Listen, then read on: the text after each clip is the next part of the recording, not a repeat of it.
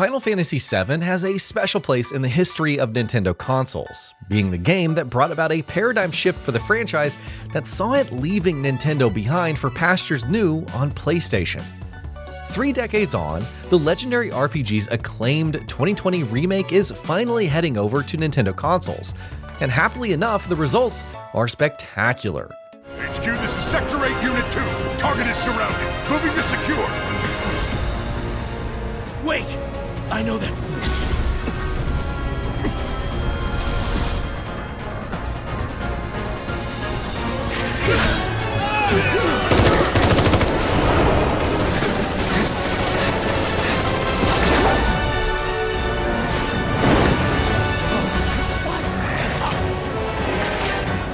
Final Fantasy VII Remake kicked off the developer's ambitious FF7 Remake trilogy in excellent fashion back in 2020, and the game has lost none of its charm since then.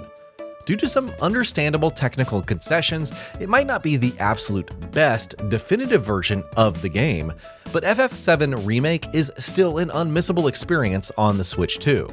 What stands out instantly about Remake's Switch 2 port is just how drop-dead gorgeous it looks.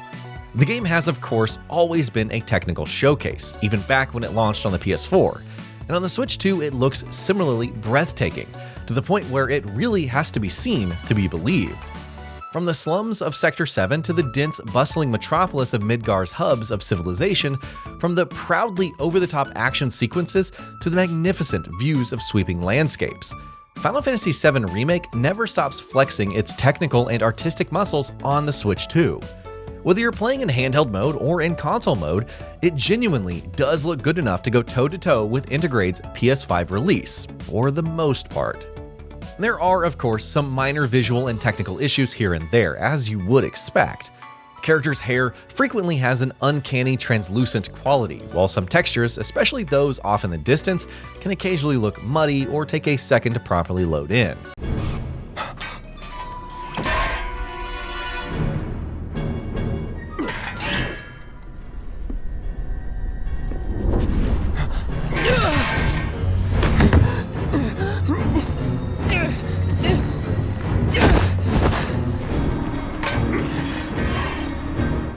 In terms of performance, the game is locked at 30 FPS, and especially for a game like this one, that is a bit disappointing.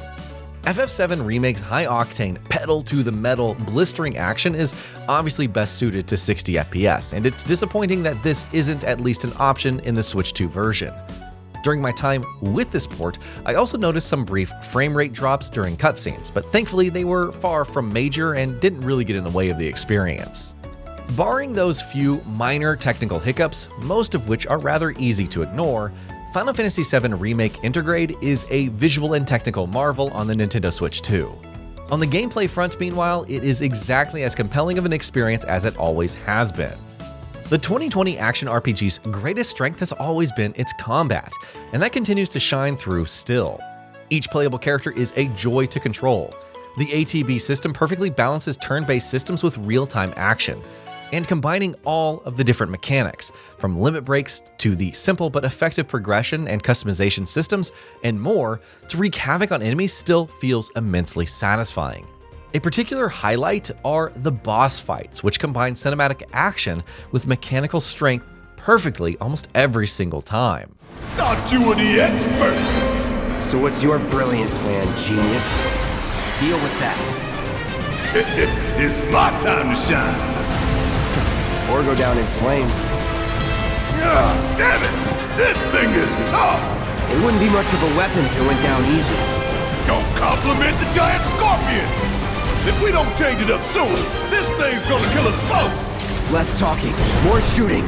How about... Those who have played Final Fantasy VII Remake before will of course tell you that outside of the combat, the game suffers from some design issues, such as linear and uninteresting level design, or unimaginative side quests that mostly feel like filler content. But while those issues do obviously persist, there's little to no gameplay changes in this port, as you would expect, barring a new streamlined progression option to minimize grinding. Personally, I continue to find them easy to forgive, given just how much the game does in other areas. Every location you visit in Midgar feels unique, alive and dense. Exploring every nook and cranny never loses its charm. Of course, the exploration is nowhere near as engaging as it is in Remake's spectacular 2024 sequel, Final Fantasy VII Rebirth, but in and of itself, FF7 Remake does more than enough to ensure that players can lose themselves in its wondrous, grimy, cyberpunk-esque setting. The game is also a narrative tour de force. Now, that's not to say that it doesn't have flaws. It has pretty noticeable ones. In fact, from the excessive anime grunts in pretty much every single cutscene in the game to long stretches that feel like they're being dragged out more than they really should. But just as it was when Final Fantasy VII Remake first launched in 2020, it's still incredible to witness it not only recreate the legendary original title's story and its most iconic moments, in part at least, but also add to them and twist and remix them in unexpected ways. Especially after having played Final Fantasy VII Rebirth and knowing where the story is going, it's a ton of fun to go back to Remake and see what seeds it's planting, and what future events it is cleverly foreshadowing. And it can be really clever about how it does all of this. Prior knowledge of the original FF7 or of what happens next in Rebirth is by no means required to be able to enjoy Final Fantasy VII Remake. But if that is how you choose to experience the game, you are going to have a much fuller and more engaging experience. Even now, years on from its original launch, it is impressive to see Final Fantasy VII Remake simultaneously trying to be a remake and a sequel of sorts as well as it does. For the last few years, it has seemed inevitable that Final Fantasy VII Remake won't be bound to PlayStation exclusivity for long, and now that it is finally making its way to other consoles, I can confidently say that it has been worth the wait. The ambitious action RPG was a must-play for new and returning fans alike back when it first released, and half of a decade later, its Nintendo Switch 2 version is just as impressive. Hey, how the hell do we fight this thing? It's got reinforced armor plating, but the internals can be overloaded. Lightning magic. No other option, huh? We barely scratched the damn thing. Didn't I tell you to use magic? Thought you were full of shit. Think whatever you want. Just do it.